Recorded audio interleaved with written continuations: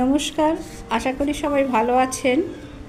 এটা টবের কুমড়ো গাছ করেছি, সেটা দেখাচ্ছি। প্রায় 1.5 মাস পরেই দেখাচ্ছি। একটা বড় টবে প্রায় 4খানা মতো গাছ করেছি। তো চলুন আগে গাছটা দেখিয়ে নিই। কুমড়ো ফুলও হয়েছিল, সেগুলো আগেই তুলে নিয়েছি। নমস্কার, আজ আমার টবে কুমড়ো শাক করেছি, সেই কুমড়ো শাকের চচ্চড়ি রাখবো। আমি কুমকু। এই যে কুমড়ো শাক আমার টবে হয়েছে, এই শাকটা আমি আজকে রান্না করব কুমড়ো দিয়ে, বেগুন দিয়ে, আলু দিয়ে। তো চলুন রান্নাটা এবার করে ফেলি।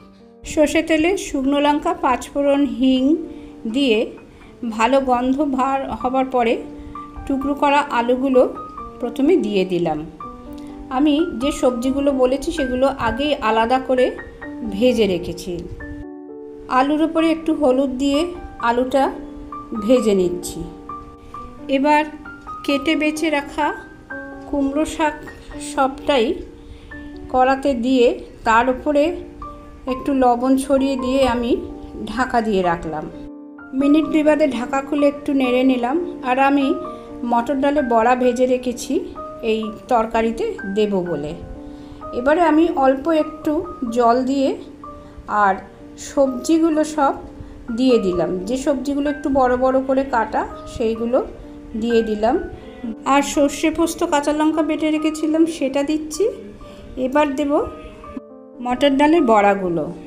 টাটকা কুমড়ো শাকের একটা কিন্তু খুব সুন্দর গন্ধ আছে। কড়ার ঢাকাটা খোলার পরে সেই সুন্দর গন্ধটা পাওয়া যাচ্ছে। বড়াগুলো মিশিয়ে নেবার পরে আমি একটু চিনি দিয়ে দিলাম। যারা চিনি খাবেন না তারা গুড় দিতে পারেন, কারণ এই তরকারি একটু মিষ্টি মিষ্টি ঝাল ঝাল না হলে কিন্তু ভালো লাগবে না। আস্তে আস্তে আমি ভেজে রাখা বেগুনটাও দিয়ে দিয়েছি। নামানোর আগে তরকারি কিন্তু একটু বেশিক্ষণ নাড়াচাড়া করলে তরকারির স্বাদ বাড়ে। এই চচ্চড়িটা কিন্তু ছোলা দেওয়া যায়, নারকেল কোড়া দেওয়া যায়, দিলে কিন্তু সেই তরকারির স্বাদটাও খুব বেড়ে যাবে। তরকারিটি একদম তৈরি। আমি দুটি ভিন্ন ভিন্ন জায়গায় তুলছি, তার কারণ দুটি ভিন্ন ভিন্ন সময়ের জন্য প্রয়োজন। আর এই করার বাকিটুকু নিয়ে বসবো লাঞ্চ করার জন্য। ভিডিওটি ভালো লাগলে একটা লাইক করে দেবেন আর আত্মীয় বন্ধুদের শেয়ার করে দেবেন। এই টাটকা কুমড়ো শাক সবজি দিয়ে তরকারি দারুণ সুন্দর স্বাদ হয়। একটু ঝাল মিষ্টিটা বেশ একটু ভালোভাবে দিতে পারলে তরকারির স্বাদটা যেন খুবই বেড়ে যায়। আমি সাথে মুগ ডাল নিয়েছি, ভাজা মুগ ডাল, আর একটু ছোট ছোট পকোড়া করে নিয়েছি। এই দিয়ে আজকে লাঞ্চটা খুবই ভালো লাগবে।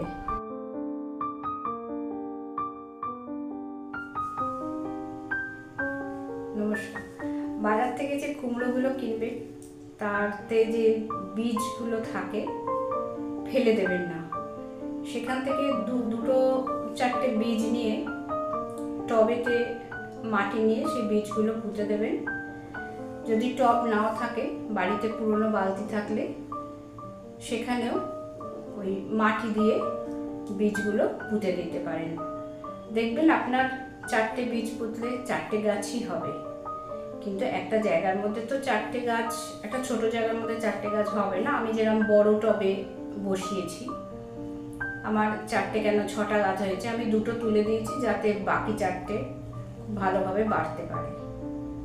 তো দেখবেন সেটা সেই শাক গাছটা বড় হবে আর সেই শাকের গন্ধটাও খুব সুন্দর হয়। আজ ভিডিও এখানেই শেষ করলাম। পরের দিন আবার নতুন কোনো রেসিপি নিয়ে চলে আসব। ধন্যবাদ।